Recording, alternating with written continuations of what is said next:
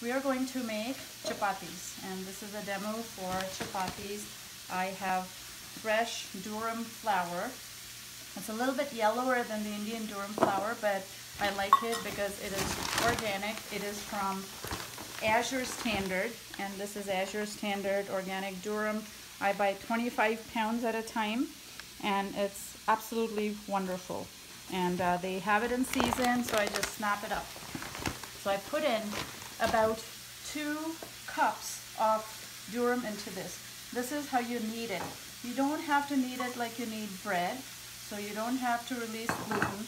In fact, you want low gluten flour to make chapatis. And let me add this. So this was 1 cup approximately, and let's see, it'll take about a cup and a half or thereabouts. It was a little bit less than a cup earlier. This is about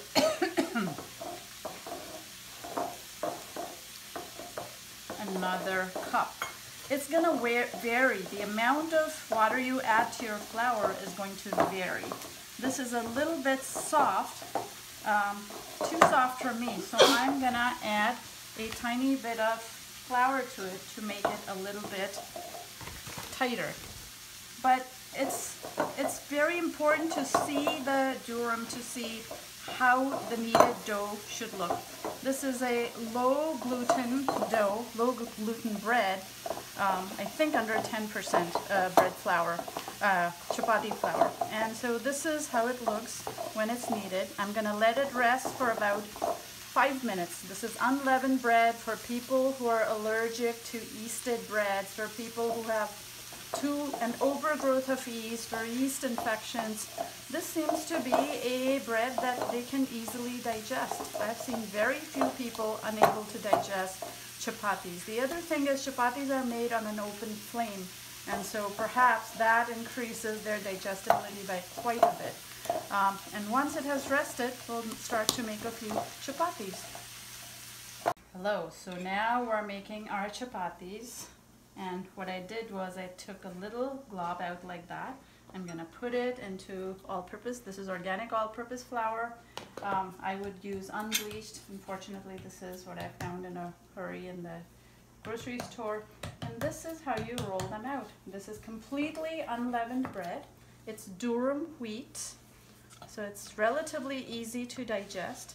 And I find that people who are gluten intolerant, strangely, are able to eat chapatis. And I don't know if it is because they are cooked on the open fire, or because it's unleavened, or because it has less proteins in the wheat, that this seems to work better.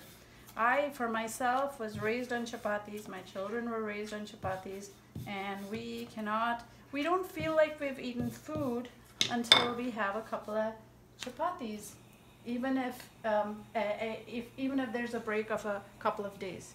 So I think our gut bacteria are used to this food, our bodies are used to the way this food assimilates, and so I just love chapatis. It's been difficult for me, moving several thousand miles away from home, to find good sources of flour, but I'm delighted that we have organic flour available to us. The one thing I would recommend to everybody is, if you are making your own chapatis, please, please, please spend the extra $1 or $2 to buy organic wheat flour, because the non-organic wheat flour is loaded with glyphosate, 10 sprays of pesticides and herbicides from seed to harvest, and it is literally killing our children and the younger generation. And so this is going to be the first chapati. I'm now going to raise the volume of the stove.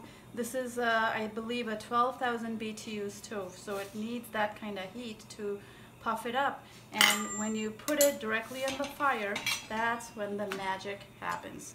And it's pretty foolproof if you've got a 12,000 BTU flame. This is how it puffs up. That's because the latent heat of steam in the chapati expands in size, and now you have a beautiful chapati. on this chapati, so before I do anything else with that, I'm gonna throw the next chapati on the grill, on the tawa. This thing here is called a tawa. It's a wrought iron or cast iron implement, and I just put a generous amount of this beautiful Marin County cow butter ghee that's just delicious. And so I'm gonna make another chapati just to show you how that one looks. And it's once you get into the zen of making chapati, it's really a meditative act. You should be able to make a chapati in what did it take, about a couple of minutes? It took about a couple of minutes per chapati. So, you know, if you're a family of 4, you need about 3 chapatis each. That's 12 chapatis. It takes a minimal amount of time. So folks, don't buy frozen chapatis. Don't buy previously made or rolled or puffed chapatis. It's so very easy to make your chapatis even if you are 12,000 miles away from home. So while the next one is cooking, I'm rolling out this one. And it's a beautiful durum. It's a beautiful durum. Probably used for pasta more than chapati making, but it still makes a great chapati.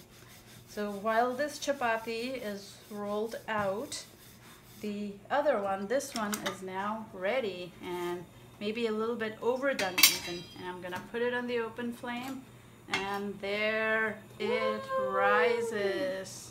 And that's a puffy little chapati that is absolutely delicious, and we're gonna have it with a cauliflower sauteed vegetable, and I'm gonna add a little bit of ghee to it. I tend to add a lot of ghee. This is not low carb. Chapatis are about 15 grams of carb each. Add to that about 2 teaspoons of ghee. So it's a carb and fat loaded food, but it is absolutely critical for good health. You need a few carbs and you need a few dollops of ghee.